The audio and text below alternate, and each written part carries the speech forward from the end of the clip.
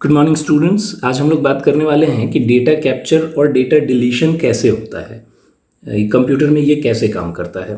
तो data capturing क्या है? Data capturing is the process of taking input, the data is received from input port by different input equipments and converted into digital form. Data capturing मतलब data input लेना, that's it, simple तरीके से समझ लीजिए। और data storage मतलब storing of data. अब हुआ क्या, डिजिटल फॉर्म में डेटा जा रहा है, तो मान के चलो मैं 101 स्टोर करना चाहता हूँ, तो वो कुछ इस तरह से स्टोर हो गया। और इस एड्रेस को एक वेरिएबल नेम या फिर जो भी समझो आप, इस एड्रेस को मान लो इसका एड्रेस x है, ऑपरेटिंग सिस्टम इसको फील्ड बताएगा। डेटा रिट्राइवल जब होगा तो लेट्स से यहाँ पे 101 है और एड्रेस x है, तो ऑपरेटिंग सिस्टम जब भी डेटा को रिट्राइव करना चाहेगा तो वो इस x को एक्सेस करेगा और अपने आप x से एसोसिएटेड डेटा, x क्योंकि पॉइंट करेगा इस डेटा को, तीनों को कंबाइन करके, तो अपने आप एक डेटा रिट्राइवल होगा जो कि वापस से ऑपरेटिंग सिस्टम को मिल जाएगा थ्रू सिस्टम बस ऑब्वियसली। अब डेटा डिलीशन की जब बात आती है तो इन्हीं डेटा को, लेट्स से मैं यहाँ पे एक बार फिर से बना देता हूँ, ये तो डेटा है जो ऑलरेडी स्टोर्ड है, ये तो डेटा है जो ऑलरेडी स्टोर्ड है, और ये है blank space.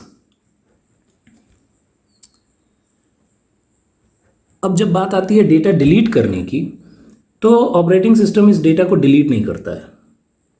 Let's say this is x, तो ऑपरेटिंग सिस्टम क्या करता है, अपने इस x वेरिएबल को या डेटा का जो भी एड्रेस है उसको जो भी पॉइंटर दिया गया है, ये पॉइंटर एक्चुअली होता है जो रेफर कर रहा होता है इसको ना इस x को ही ख़त्म कर देता है। इसका इंटरनल एड्रेस 1 2 3 4 करके कुछ भी होगा वो अभी भी है, लेकिन उसको पॉइंट करने वाला जो वेरिएबल होता है वो अब ख़त्म हो जाता है। पता नहीं ये बात मैं अभी आपको सही से समझा पा रहा हूँ कि नहीं, लेकिन आप इतना समझो कि ये डेटा यहाँ के यहीं रहता है। ऑपरेटिंग सिस्टम करता क्या है, वो बस अपने आप में इस चीज़ को मान के चलता है कि ये स्पेस फ्री हो गया है।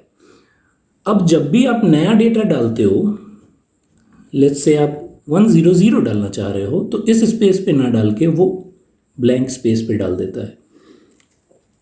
फिर आप एक और परफॉर्म करते हो ऑपरेशन जिसमें आप डेटा डाल रहे हो 110, यहाँ पे आपके पास अवेलेबल बिट्स है ही नहीं इतने, तो अब क्या करेगा, क्योंकि ऑपरेटिंग सिस्टम के हिसाब से ये स्पेस फ्री है, तो ऑपरेटिंग सिस्टम यहाँ आपके नए भेजे हुए डेटा को स्टोर करेगा 110 और पुराना डेटा अपने आप ही गायब हो जाएगा और इसको वापस से जो भी वो y या जो भी वेरिएबल नेम देना चाहे वो दे सकता है। वैसे ही इसको उसने z दिया होगा या कुछ भी दिया होगा। अभी भी आपके पास स्पेस इतना ब्लैंक है, लेकिन जब इसमें कुछ भर जाएगा तो एक्चुअली कभी भी इसमें से डेटा डिलीट नहीं होता है। अब इस पे आप ओवरराइड ही करते हो केवल। तो डिलीशन का काम ऐसे होता है, और क्योंकि डिलीशन का काम इतना आसान नहीं है, कॉम्प्लेक्स है, क्योंकि बिट लेवल पे सारे डेटा को चेंज करना पड़ेगा, तो ऑपरेटिंग सिस्टम इस प्रोसेस को यूज़ करती है ताकि वो अपना टाइम बचा सके, क्योंकि वो डेटा वैसे भी यूज़फुल नहीं है क्योंकि आपने उसको डिलीट कर दिया, तो वो वहाँ से बस अपना वेरिएबल विड्रॉ कर लेती है और उस डेटा तक पहुँचने का एकमात्र रास्ता वेरिएबल ही होता है जिसके थ्रू आप उस डेटा को एक्सेस करते हैं। वो वेरिएबल क्योंकि ऑपरेटिंग सिस्टम ने विड्रॉ कर लिया तो टेक्निकली वो डेटा, वो स्पेस फ्री माना जाता है, पर एक्चुअली वो फ्री होता नहीं है। वहाँ एक डेटा होता है, जब आप नए डेटा को स्टोर करने की कोशिश करते हो तो वो उसी को ओवरराइड कर देता है।